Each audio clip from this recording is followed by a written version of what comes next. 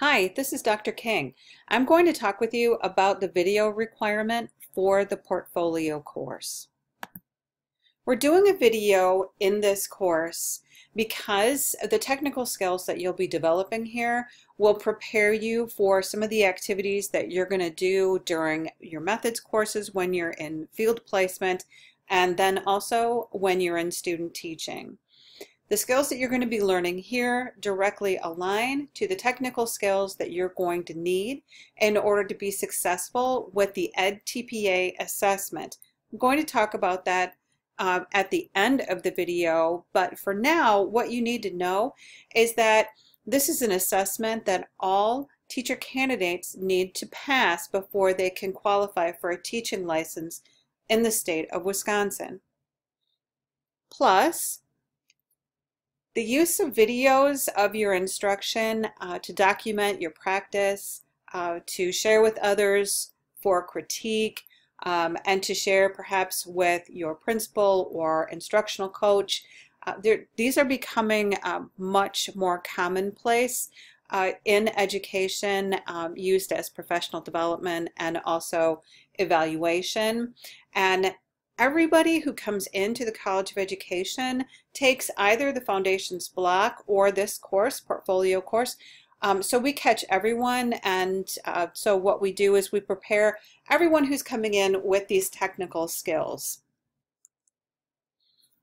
So this video is an adaptation from what I typically do in my Foundations block courses, and I've adapted this for online instruction and also for use with students that I don't know if you have access to students in a classroom. When this is normally done, our students are assigned in their observation and participation classrooms to complete this sort of a video on their actual instruction with minors in their cooperating teacher's classroom. But since not all of you are in classrooms, this is my adaptation. So what is this video? Well, I'm going to ask you to create a recording of approximately 8 minutes. Now, I don't care if it's 6 minutes, 8 minutes, 10 minutes. That's an approximate. The objectives for this video are that you can demonstrate the ability to record a video that captures interaction between you and another person that contains appropriate levels of audio and lighting. I need to be able to see people. I need to be able to hear people. That you can demonstrate the ability to create a clip of approximately 3 minutes from that original recording and upload it to your TaskStream account. And then that you're demonstrating the creation and completion of a successful video. A successful video plays. It contains audio that is audible and images that are able to be seen. The criteria for this include: you must involve yourself and another person. Both must be seen in the footage at some point. Your video must include audio, and preferably the video will involve you teaching or demonstrating something. In addition, no minors are allowed in this video because we will not be providing you with permission slips. I'll explain that in a second. In the future, you're going to do this in your assigned or your approved classroom.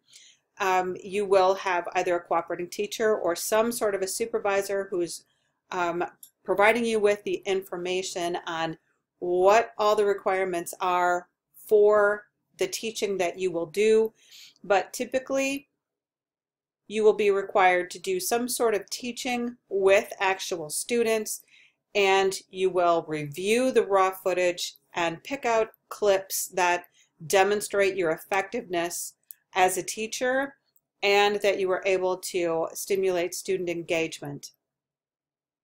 Students who are participating with you will be given consent slips for their parents to either agree to allow their child to be recorded or to have their child not participate. So students who do not have a signed consent form when the lesson is taught and recorded cannot appear in the lens of your camera. So This is a very specific process. The College of Education's website has links that you'll use based upon the direction of your future teacher, or of your future supervisors, or whatever class that you're taking will instruct you on which permission slips you should use, so on and so forth. Each content area has different requirements for what you'll need to do, which permission slips you need to use, and all of that. So what we're doing here is very general. Just know that in the future there's going to be a requirement that when you're recording minors or any students in an educational setting, there does need to be a permission slip. Okay, so what can you do in your video? It's your choice. You can do what you want to do.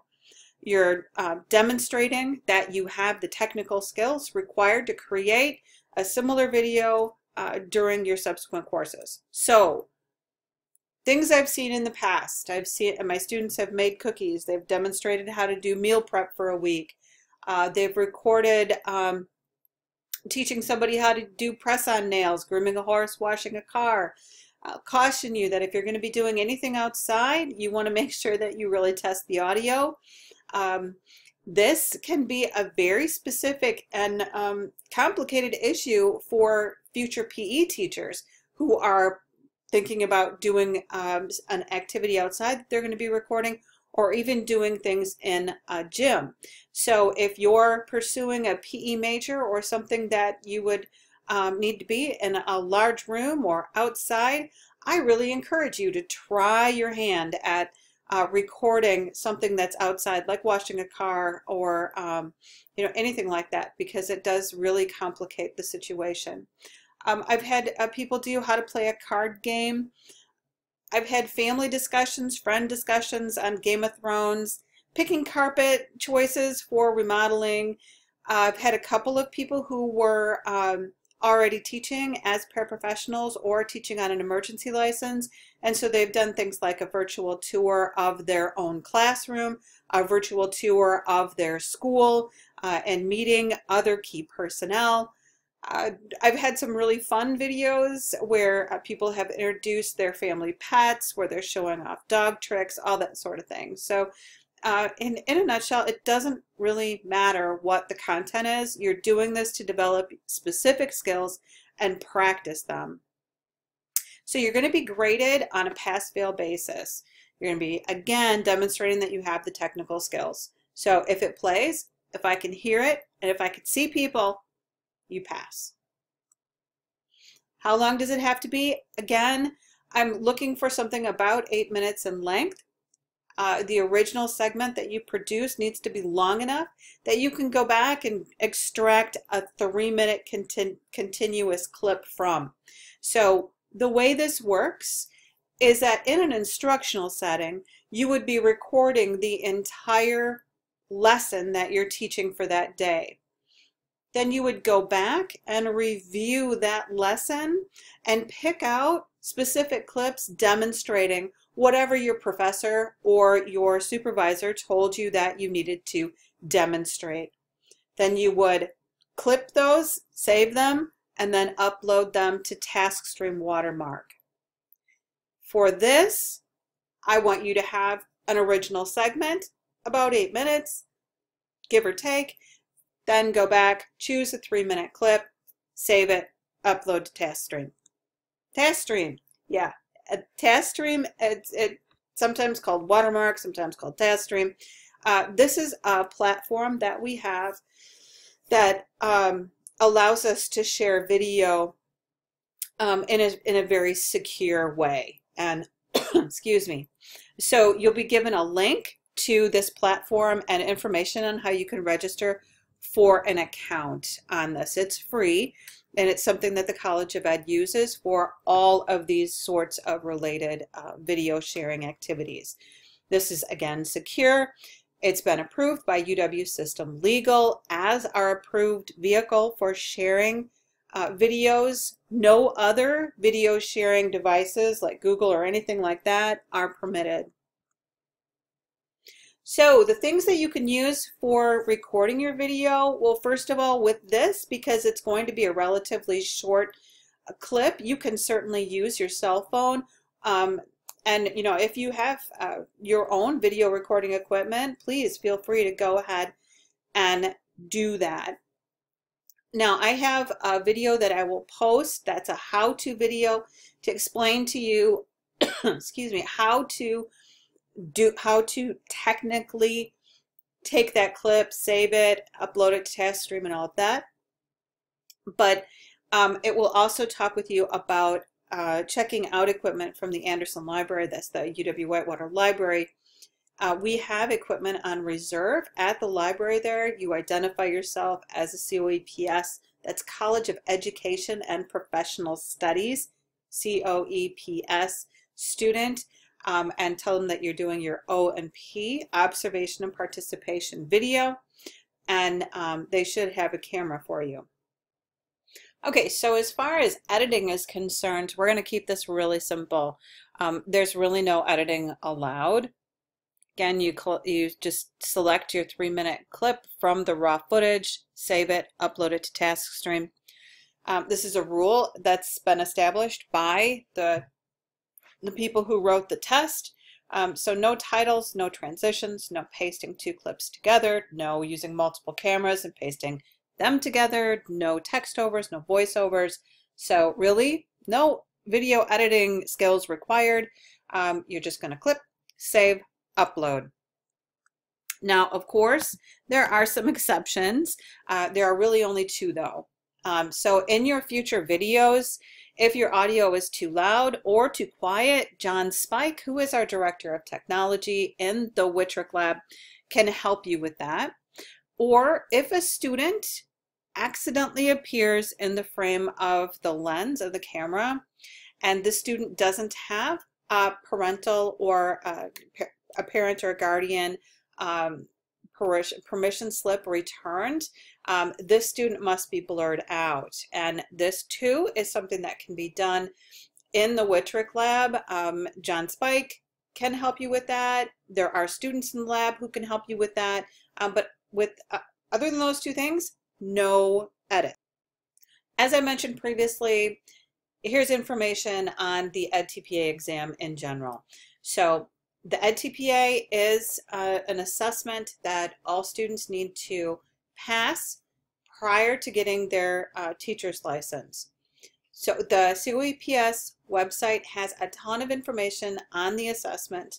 You're going to do a shortened version of it during your field placement, and then you will do your official EdTPA assessment during your student teaching. There's a lot of resources to help you understand this, but what I really want you to know is that your content area faculty are going to advise you on all of the particulars for your specific content area, and they're going to prepare you very well. Most of our students pass. We have a very, very high success rate. So trust your faculty and really do what they tell you, and you're going to do really, really well.